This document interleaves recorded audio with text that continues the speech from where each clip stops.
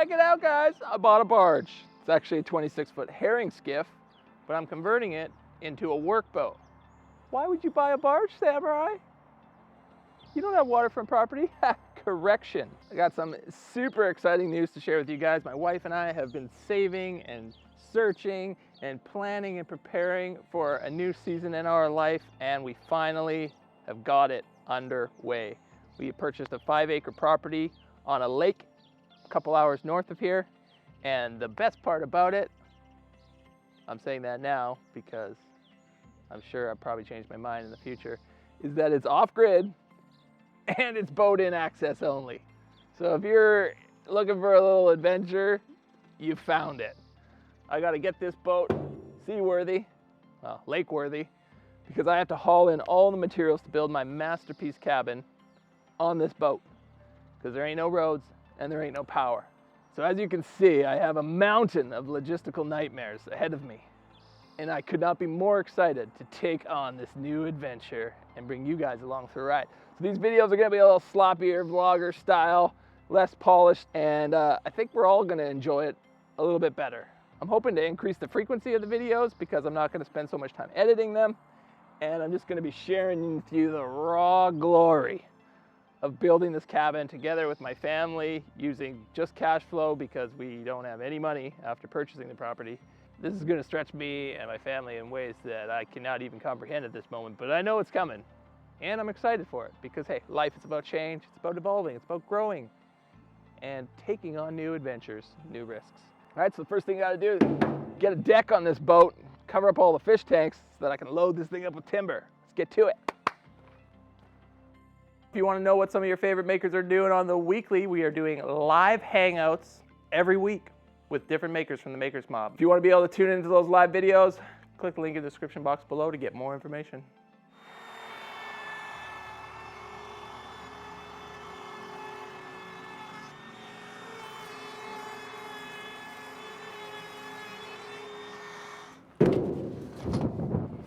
It's actually a 26.5-foot herring skiff with a 9-foot beam. These compartments were where all the herring would come in as the nets would get pulled up over the gunnels here. But I obviously don't plan on fishing for herring with this thing.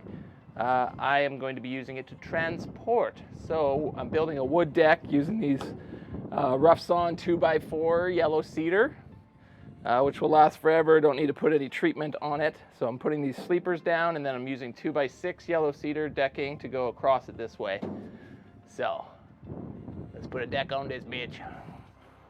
So across the back here, I put this 2x6 with a few little legs supporting it to hold the decking there, because in the corners here, these are ballast tanks. So I can't screw into that because they're airtight sealed tanks that prevent the boat from sinking if it was to flip. So I just suspended the board a little bit off of the wood so water could drain down in behind. And then I just put a few little legs to support it, and that'll hold the back end of this deck.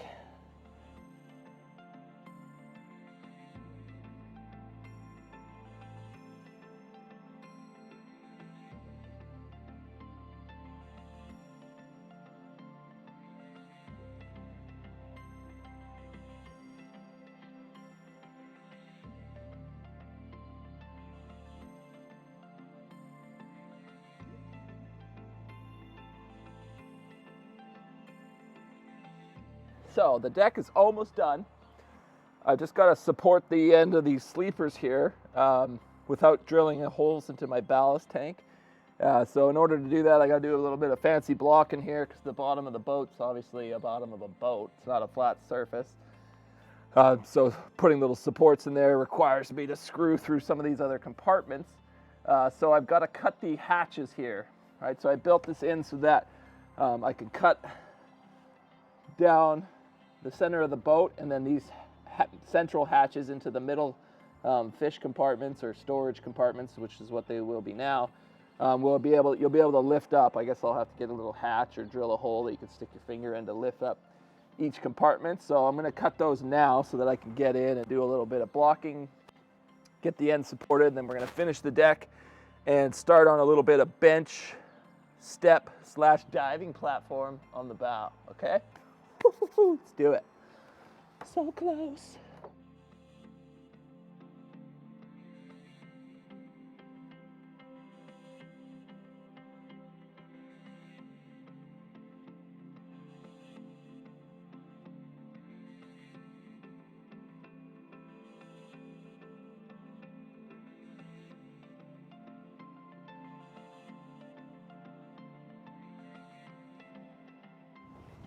All right, it's time to build a bench here in the front.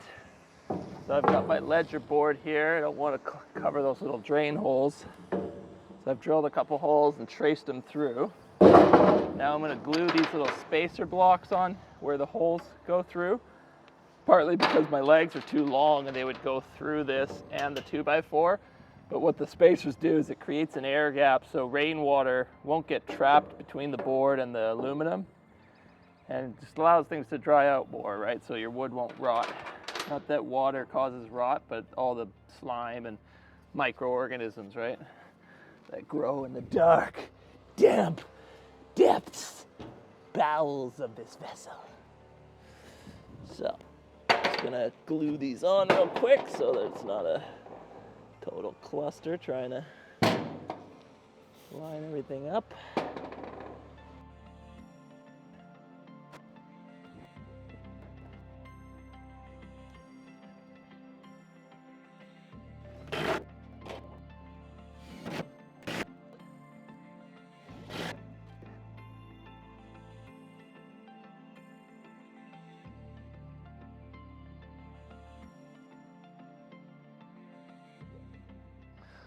All right, guys, well, that wraps up the first video in the Samurai Off-Grid series.